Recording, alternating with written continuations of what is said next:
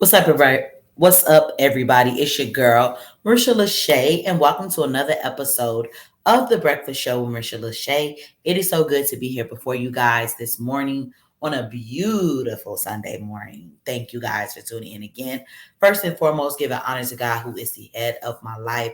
Thank you guys to my support system and also my listeners, because none of this will be possible without you guys constantly tuning in to support me, liking, sharing, tuning in on different platforms. Thank you guys so much for all that you do. Next, let's go ahead and jump right on into my story of how this all began, my beginning. You know, every great thing always has a great story of how it all began. And mine began during the pandemic back in November when my father and I used to have these morning meetings because we were working on multiple projects at the time. So when the Breakfast Show with Marisha LaShay was born, it started off as thought provoking questions and ideas that I would ask my dad and that we would just bounce off of each other. And I ran with the idea of being able to take it to a bigger audience on different platforms, such as Facebook and YouTube and things like that. So then when I started doing that, I noticed how things just kind of took off because it was like, okay, I wrote the script, I did everything that I needed to do. Started with season one, started with season two, started with and continued all the way here now to this point of season six. This is season six with the Breakfast Show with Marisha LaShay. So let's stand up, let's clap it up because baby, this is not easy. This is a lot of work, and I'm grateful for the opportunity to keep growing as we speak. It is amazing. This is amazing. Definitely amazing. And I don't take it for lightly or take it for granted because no, you can easily just get deterred or distracted with different things that's happening in your life. But this here is a blessing to me and has been a blessing to me coming before you guys and bringing you content for 6 seasons. Okay. That's a blessing. So I'm definitely always celebrating because, man, I'm totally grateful for this opportunity. I will not take this lightly. Meanwhile, as we segue into the next part of the show, you guys are gonna get ready to do your mental check-ins. And what a mental check-in is when you are measuring how you feel based on a scale 1 to 10. One being the worst day of your life and 10 being the best day of your life. Can I be below a 1? Absolutely. Can I be above a 10? Of course. Well, this morning, you guys, let me tell you something. I am just pushing through. I'm going to say I'm a good 5 because I definitely had to find it. I'm running off a little bit of sleep. I have a flight to catch this morning, and may the Lord be with me because I didn't want to get out of my bed. So you know that I had to find it. Okay. And I'm just being for real. Every day I'm not going to wake up and be ready, to do what I come to do. There's a process of getting ready and staying ready and pacing yourself based on what is happening around you. So that is where I'm at. I've already explained why I am that. So, as we have moved into the mental check ins, please be sure to share. If you feel led to share, please do so. If you don't feel led to share, that is okay too. No pressure, no added pressure, because you don't want to share. Meanwhile, I want to also share my 6 goals, of course.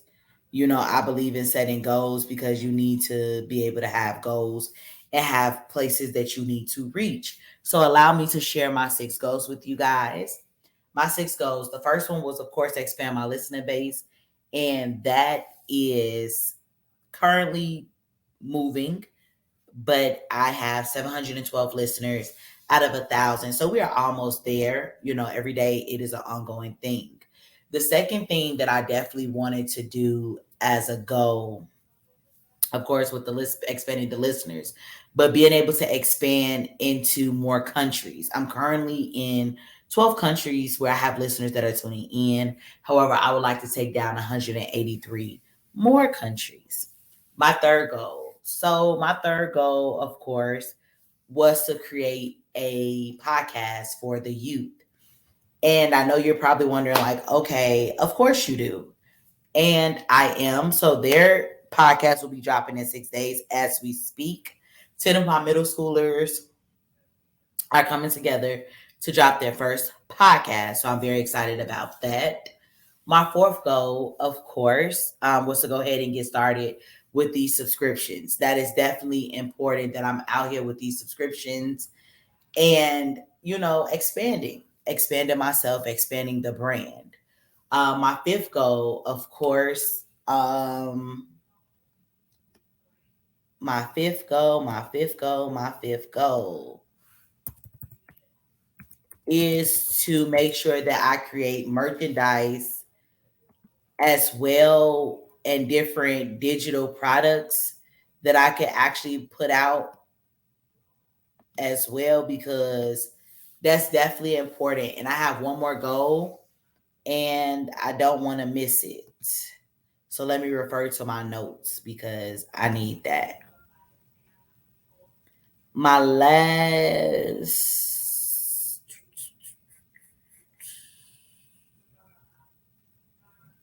Oh, and I definitely have to grow my presence on my YouTube page. How can I definitely forget about that?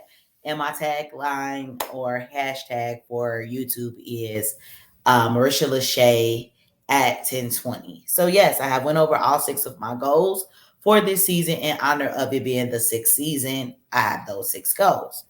So before I go ahead and jump right on into, the question of the day is, this is day 4 of the breakfast show of Marisha LaShay. We have 26 more days that we will be before you, that I will be before you, as well as, other things that I may have involving the breakfast show. So the question for today is, you guys know that I am focusing on 26 life lessons of an alphabetical, of the alphabet. And today the letter is D. So we're looking at topics that begin with the letter D. So without further ado is go ahead and add my little PowerPoints. And today we're talking about topics that starting with D. Today we explore DEI, and that is diversity, equality, and inclusion. Okay. So just to provide a good little outline of what we're covering with DEI. What is DEI? What it stands for, which you kind of already said that. Where do we normally see DEI occur? Why is DEI? Why? The why behind it. Who does DEI affect? And when does DEI occur? All right, so let's go ahead and talk about the first question.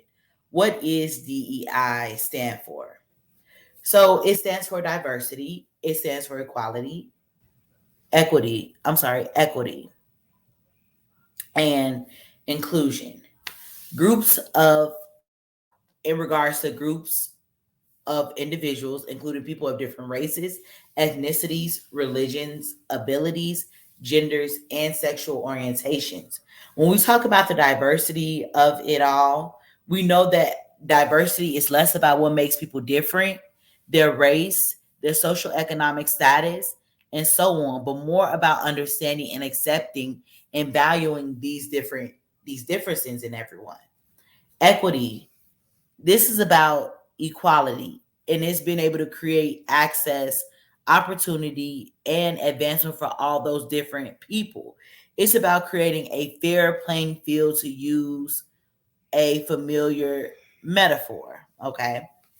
Inclusion. Let's talk about it. Inclusion is to the extent in which various team members, employees, and other people feel a sense of belonging and value within a given organizational. Okay, back here, where is this diversity and this equality and this inclusion taking place? I also have an article that I would like to add to what we previously been talking about, the where. Okay. And we're going to talk about it in the workplace today. So, companies that diversify, equitable, and inclusive are better able to respond to challenges, win top talent, and meet the needs of different customer bases. With DEI in mind, companies are considering how to better support employees. Over the past few years, many organizations have taken strides to build diversity, equality, and inclusion into their policies and hiring practices. Um,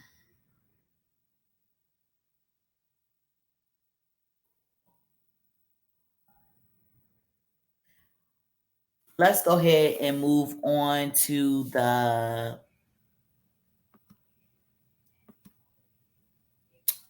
why. Why is this vital in the workplace? Okay, so this is very vital because why diversity matters. So the latest findings draw from a data set that encompasses 15 countries and more than 1,000 large countries companies, as well as research on employee sentiment. And the results show a correlative relationship between business performance and diversity. It's worth noting that greater access to talent and increased employee engagement contribute to this performance effect. The business case for diversity is robust, and the relationship between diversity on executive teams and likelihood of financial outperformance has gotten stronger over time. And the results have been replicated in further research, for instance, in Latin America and Central Europe. These so in the latest key findings from Diversity Wins report include the following. Most employees support diversity with overall sentiment on diversity 52% positive and 31% negative. There are clear correlations between diversity and business performance. Analysis of 2019 data shows that companies in the top uh,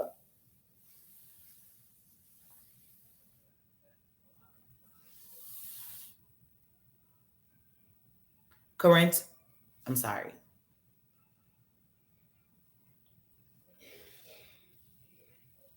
quartile for gender diversity within executive teams were 25% more likely than companies in the fourth quartile to have above average profitability, up from 21% in 2017 and 15% in 2014. The greater the representation of gender diversity, the higher the likelihood of outperformance. For instance, companies where more than 30% of the executives are women were more likely to outperform companies where this percentage ranged from only 10 to 30%. The most gender diverse companies see a substantial differential likelihood of outperformance, 48% over the least gender diverse companies.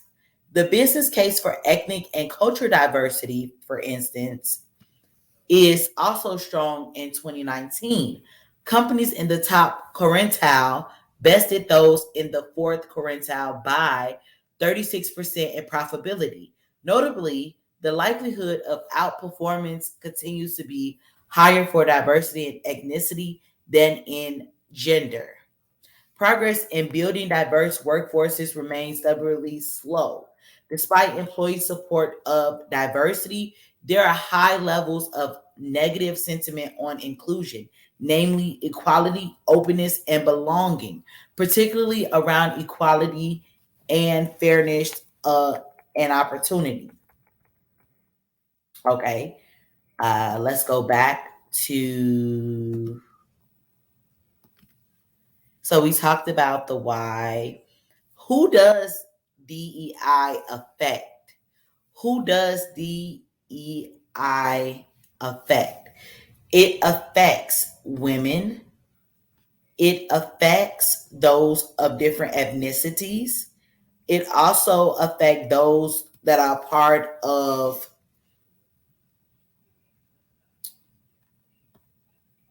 Uh,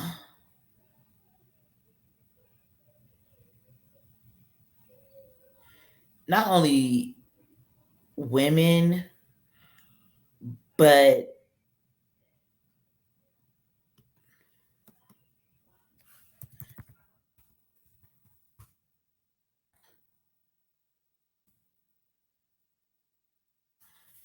those that are part of the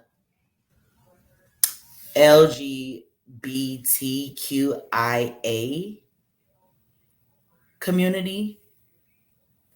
So, lesbian, gay, bisexual, transgender, queer, or questioning, intersex, asexual, and more. And these are used to describe a person's orientation or gender identity. I definitely wanted to, make sure that I got this acronym right because it is constantly adding, you know, often. So I wanted to make sure that I addressed all parties and didn't forget anybody. Uh, and when does DEI occur? And I would say this is the right now. Like there are people of different walks of life going into the teaching field. And how do we feel about, the queer community becoming doctors, the queer community becoming educators? If there's a man dressing in, you know, he has on lipstick and his face is made up and he has, a purse and he has fingernails, would you still let that man teach your child? How would you feel about that? This is happening right now as we speak. Different things that are happening all over social media. Is that man too feminine or too queer? And there are women who are queer as well going into medicine. I've been scrolling up and down my page and on social media, and there are doctors and there are lawyers and there are politicians and different people who want to hold different roles, but they are a part of this inclusion. They are a part of diversity. They are a part of equality and equity as well, of being able to have those equal rights. And am I saying, oh, I'm team against or I'm team open? No, I'm just up here on a straight and narrow addressing it all. So when we ask about who, it's everyone. Everyone is like, okay, this is different, but we are still being able to accept everyone as they are, despite what their preferences are. And are we forcing it on everybody? No, I'm not forcing anything on anybody. But let's go ahead and address it because we know that it is before us. We know that it is not going anywhere. So let's not be in a dark room in a corner with the lights off about we didn't know what was going on. We need to know what's going on. We need to educate ourselves. We need to have these conversations with our children, but also sitting down to actually take the time out to understand is what I'm asking you to do today. I'm asking you to not be in the dark, but I'm also asking you to be self-aware, to spark up the awareness in you of knowing what diversity may look like, because diversity in the workplace goes beyond the ethnicities and being able to actually respect it. And that also brings up another point with Juneteenth coming up. A lot of companies recognizing Juneteenth as an African American holiday instead of, we still get the 4th of July off, but that wasn't for us. I mean, come on, let's just be for real now. If we up here being politically correct, but I digress. I won't go on. I want to also kind of touch on the benefits that organizations realize from inclusion and diversity. Just 5 domains. The winning talent. Organizations that monitor the demographic profile of their workforces are better able to retain top performers while making sure that diverse talent isn't lost. Improving the quality of decision making. Diversity brings multiple perspectives to the table during times when enhanced problem solving skills and vision are needed. 3, increasing customer insight and innovation. Diverse teams are typically more innovative and better at anticipating shifts. 4, it's driving employee motivation and satisfaction. Research in Latin America showed that companies that are committed to diversity are 75% more likely to report a pro-team work culture. And last but not least, improving a company's global image and license to operate. Companies that maintain or increase their focus on inclusion and diversity during crises are poised to avoid consequences such as struggling to attract talent or losing customers and government support. And going in to touch a little bit more about some key takeaways for organizations to foster an inclusive workplace. For companies looking to foster inclusion and step up their DEI efforts more broadly, 5 areas of action stand out. Ensure that diverse talent is well represented. Strengthen leadership accountability and capabilities. Third, be fair and transparent, enabling equality of opportunity. So, one, ensure that diverse talent is well represented. Two, strengthen leadership accountability and capabilities. Three, be fair and transparent, enabling equality of opportunity. Four, promote openness and tackle microaggressions and discrimination. And five, foster belonging through unequivocal support for all the ways diversity manifests. So, you guys, thank you guys so much for tuning in today on this episode of The Breakfast Show with Marisha LaShay. It was definitely awesome being able to talk to you guys and speak about something current, something fresh, that I've never talked about before.